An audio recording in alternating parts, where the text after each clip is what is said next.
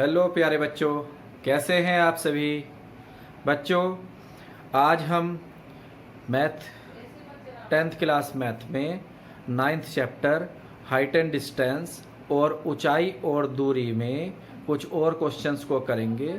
बच्चों, अगर आप नए हैं तो please like, subscribe and share my channel to your friends. Okay students, अब हम स्टार्ट करते हैं अपना पहला सॉल्यूशन।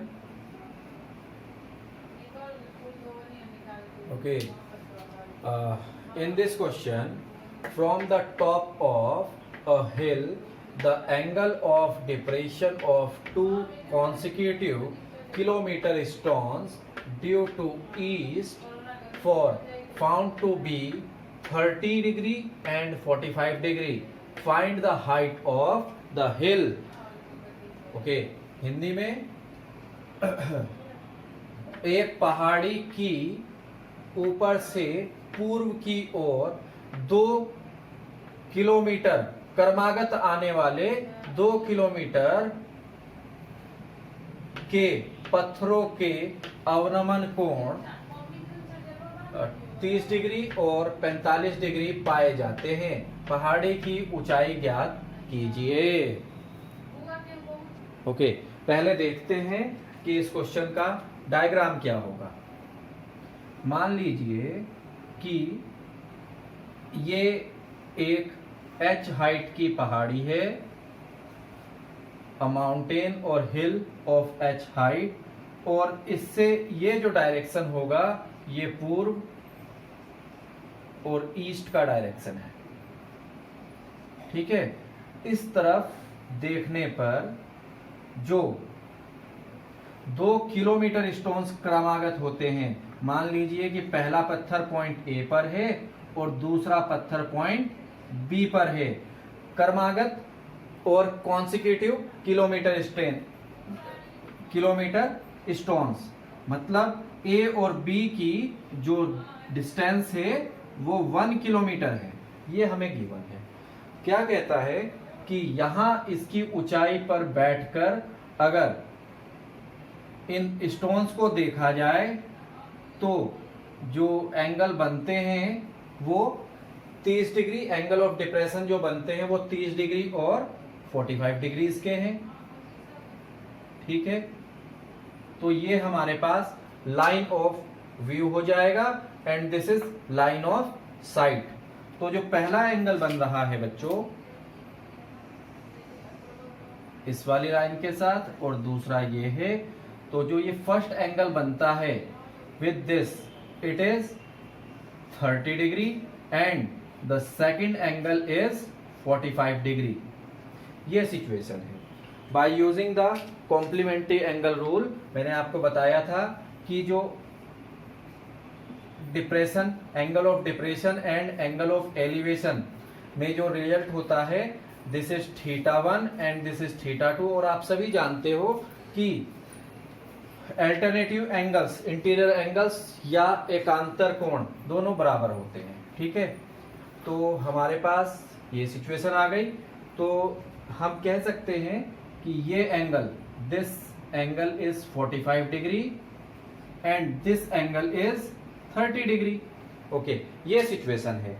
मान लीजिए कि जो पहला स्टोन होगा उसकी माउंटेन से जो डिस्टेंस है वो x है। तो पॉइंट B से इस पॉइंट, मान लीजिए हाइट ऑफ ये D है, इस पॉइंट B से C तक का जो डिस्टेंस है वो x -1 हो जाएगा। क्लियर, हमें निकालनी है हाइट ऑफ माउंटेन। देखिए फिर गिवन है हमें θ1 is equal to 30 degree and θ2 is equal to 45 degree. Clear, and distance between 2 consecutive stones, distance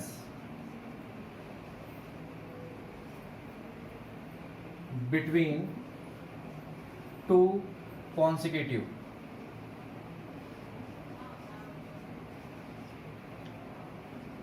kilometre kilometre stones is 1 kilometre.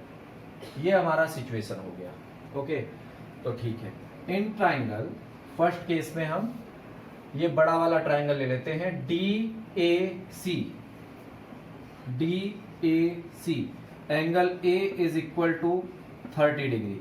तो इसके लिए हमारे पास हो जाएगा tan 30 degree is equal to perpendicular upon hypotenuse DC upon perpendicular upon base. ये हमारे पास हो जाएगा DC अपॉन AC।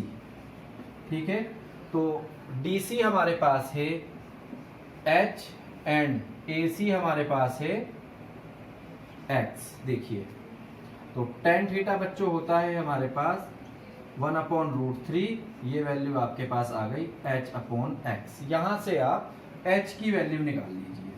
तो H की जो वैल्यू आएगी वो आ जाएगी X अपॉन √3। ये हमारी पहली वैल्यू हो गई, इक्वेशन 1 कह देते हैं इसको। दूसरा देखिए, इन ट्राइंगल DBC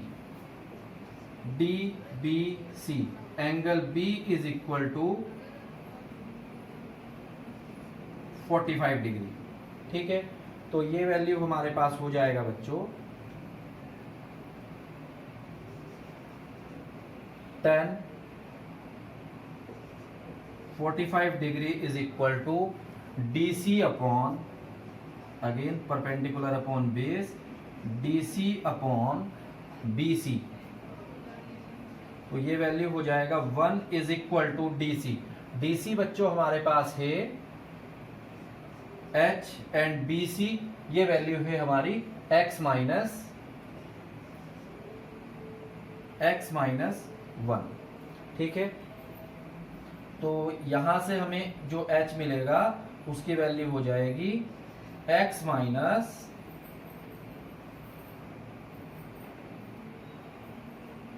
1। ये हमारी सेकेंड इक्वेशन हो गई। तो अब हम यहां से वैल्यू निकाल सकते हैं by using equation first and second. From equation first and second, दोनों ही इक्वेशन में हमारे पास लेफ्ट हैंड साइड H है, तो हम कह सकते हैं कि X is equal to X upon √3 is equal to X minus 1। यहां पे इसको हम मल्टीप्लाई कर लेते हैं, तो ये वैल्यू आ जाएगा हमारे पास X is equal to √3 X minus 1। इसे सॉल्व करेंगे तो ये हो जाएगा √3x माइनस √3। इस x को उधर ले जा लेते हैं और √3 को लेफ्ट साइड में ले आते हैं, तो ये हो जाएगी हमारे पास √3 is equal to √3x minus x। तो ये वैल्यू हो जाएगा हमारे पास, x कॉमन हो जाएगा और वैल्यू आ जाएगी √3 minus 1। Now this √3 substitute on the denominator, तो हमें x की वैल्यू मिल जाएगी √3 अपॉन √3 माइनस 1। इसे रैशनलाइज करेंगे बच्चों जब हम, तो वैल्यू आ जाएगा √3 plus 1 √3 minus 1, √3 plus 1 upon √3 plus 1। तो ये फाइनली हो जाएगा √3 plus 1 upon √3 square minus 1 square. तो वैल्यू आ जाएगी हमारे पास x की 3 प्लस √3 अपॉन 3 माइनस 1। तो ये हो जाएगा 3 प्लस 1.732 अपॉन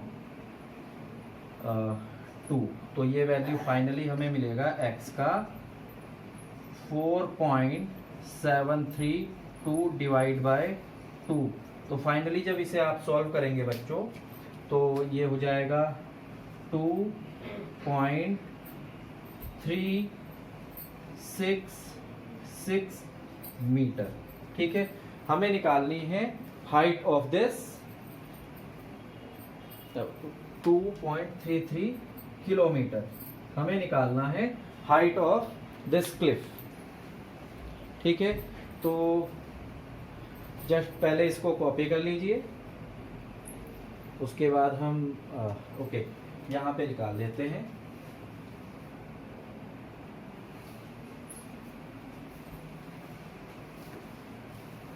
ठीक है, तो ये वैल्यू हो गया हमारे पास x is equal to 2.3366 kilometre. Okay, इसको हम थोड़ा सा सॉल्व कर लेते हैं। ओके, तो x की वैल्यू हमारे पास आ गई है 2.366 किलोमीटर। हमें चाहिए h। From equation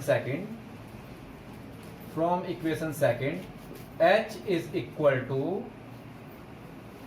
x minus 1, मतलब 2.366 माइनस 1, तो हमारा जो h आ जाएगा बच्चों वो आ जाएगा 1.366 किलोमीटर। ठीक है, तो फाइनली जब हम इसे मीटर में चेंज कर लेंगे, हमें पता है कि 1 kilometre is equal to 1000 metre.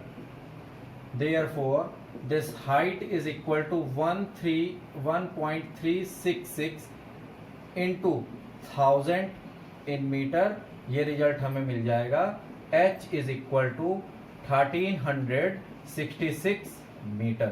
तो जो ये जो क्लिफ है पहाड़ी, उसकी जो हाइट होगी वो 1366 मीटर होगी। कॉपी कर लीजिए, ये बहुत ही इंपॉर्टेंट क्वेश्चन है बच्चों।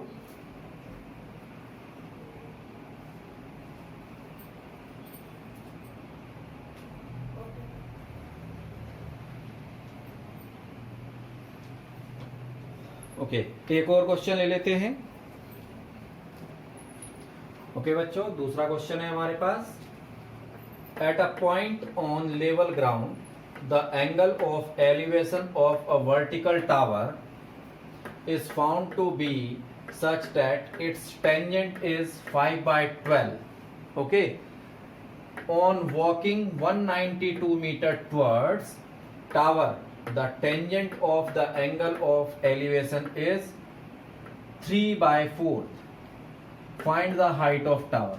ओके, दूसरा लिखा है समतल भूमि पर ऊर्ध्वाधर मीनार की ऊंचाई के अवनमन या अवसाद कोण ऐसे पाए जाते हैं कि इस कोण की स्पर्शिया बच्चों 10 को बोलते हैं। इस कोण की स्पर्शिया tan थीटा 5/12 है। 192 मीटर 192 मीटर मीनार की ओर चलने पर यह स्पर्शिया 3/4 रह जाती है। मीनार की ऊंचाई ज्ञात करो। ठीक है, इसको थोड़ा सा समझते हैं क्या है। मान लीजिए कि एक मीनार या एक टावर है आपके पास h हाइट का, और ये लाइन ऑफ व्यू हो गई। ठीक है, और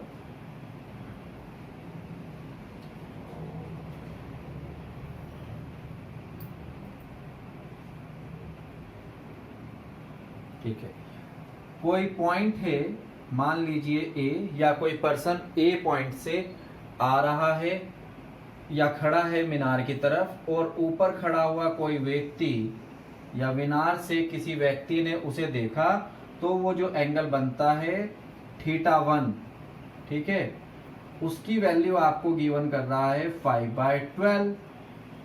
ठीक है, जब यह व्यक्ति 192 मीटर चलकर पॉइंट सी पर पहुंचता है, तो यही अवनमन कोण, ये आपका θ1 था, θ2 में चेंज होता है, और आपको ये θ2 गिवन किया हुआ है 3/4। मतलब ये इतनी देर बाद इतना ही बच पाता है। ठीक है, तो आपसे उसने कहा कि इस मीनार की हाइट निकालिए। मान लीजिए कि ये x है, C2D पॉइंट आपका X है और ये हो गया पॉइंट B। ठीक है, तो टोटल डिस्टेंस कितना हो जाएगा बच्चों? तो बहुत सिंपल है, 92 प्लस x या x प्लस 92। ठीक है, ये टोटल डिस्टेंस हो जाएगी। तो हमें जो गिवन है पहले उसको लिख लेते हैं। सॉल्यूशन गिवन है हमें θ1 angle of depression, angle of depression on ground from top of building, top of tower at points A and C। ठीक है, पहले वाले को हम θ1 कहते हैं, इट इज tan θ1। ये हमें गिवन किया हुआ है बच्चों 5/12। और दूसरी सिचुएशन है tan θ2, ये हमें गिवन किया हुआ है 3/4। ठीक है, दूसरी चीज हमें ये भी कही है कि जो A और B का डिस्टेंस है वो 190, A टू C का जो डिस्टेंस है ये 192 मीटर है, और हम टोटल डिस्टेंस मान लेते हैं A टू D, ये हमारे पास x प्लस 192 मीटर हो जाएगा। ठीक है, और ये जो डिस्टेंस है C टू D, इसे हम x मीटर लेट कर लेते हैं फ्रॉम फिगर। ये सिचुएशन आप समझ पा रहे हैं? ठीक है, तो हम पहली सिचुएशन को निकालते हैं। In triangle BCD angle C is equal to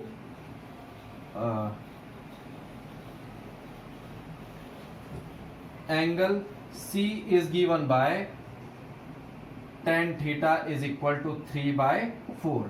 इसके लिए हमारे पास क्या हो जाएगा? tan theta is equal to BD upon CD, BD upon CD, perpendicular upon base. ठीक है, अगली वैल्यू हमारे पास इसमें हो जाएगी h अपॉन x। और बच्चों tan थीटा हमारे को कितना दिया हुआ है? तो आंसर है 3/4। यहां से आप x की वैल्यू को निकाल लीजिए। ओके, h को ही निकाल लीजिए। तो यहां से जब आप h को निकालेंगे तो आपके पास आ जाएगा h is equal to x निकालते हैं बिकॉज अगली वैल्यू में हमारे पास x आएगा। तो ये x हो जाएगी हमारे पास 4/3h। क्लियर? ये हमारी पहली सिचुएशन है। दूसरा देखेंगे। In triangle BAC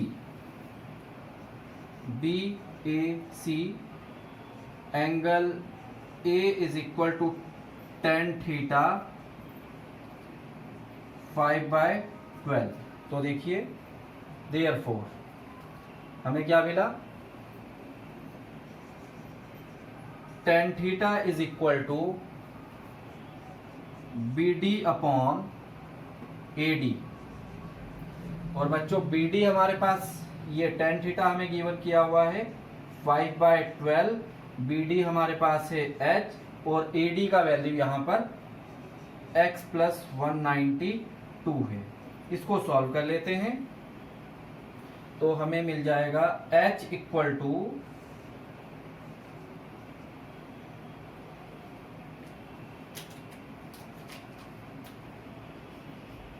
h equal to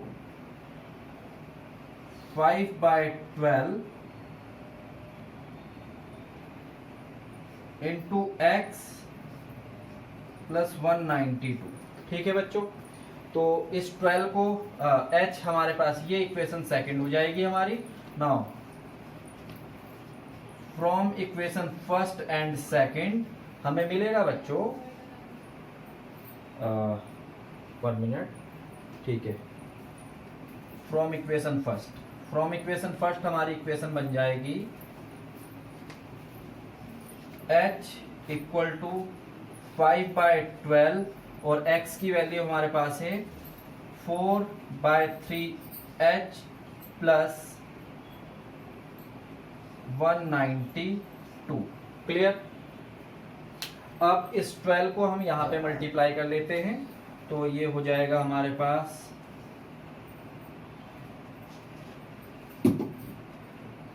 12h is equal to, इसकी कैलकुलेशन देखिए, 12h इक्वल टू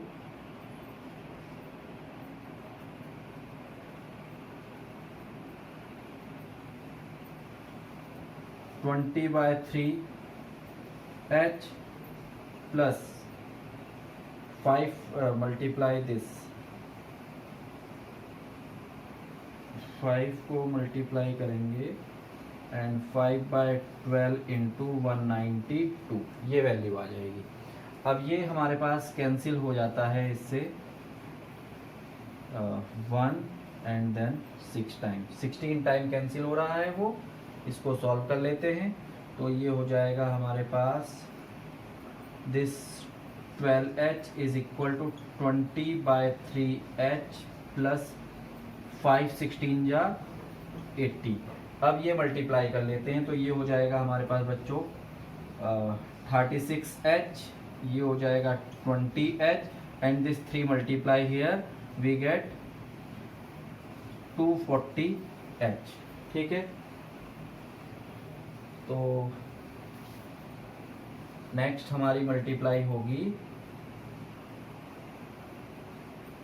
ये हो गया 243। ठीक है, और बिल्कुल ठीक है, तो ये हो जाएगा हमारे पास 16h is equal to 1 minute. Okay students, थोड़ा सा एक यहाँ पे कैलकुलेशन प्रॉब्लम हुआ था, देखिए इसको। दिस 12 व्हेन मल्टीप्लाई हियर, तो ये हो जाएगा आपका, सिंपली सॉल्व करते हैं, h इज इक्वल टू 5/12 और अंदर आप एलसीएम ले लीजिए पहले, तो ये हो जाएगा 4h प्लस 3 इंटू 192 अपॉन 3। अब ये 3 इंटू 12 36, ये यहाँ मल्टीप्लाई हो जाएगा, तो ये हो गया आपके पास h 5/36 और इनसाइड हो जाएगा आपके पास 4 इंटू एच प्लस 576।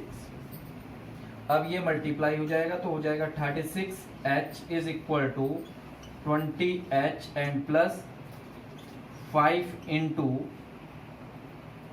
576। ठीक है, अब हम इसको सॉल्व कर लेते हैं। ये वैल्यू हो जाएगी आपके पास 16h is equal to 5 into 576।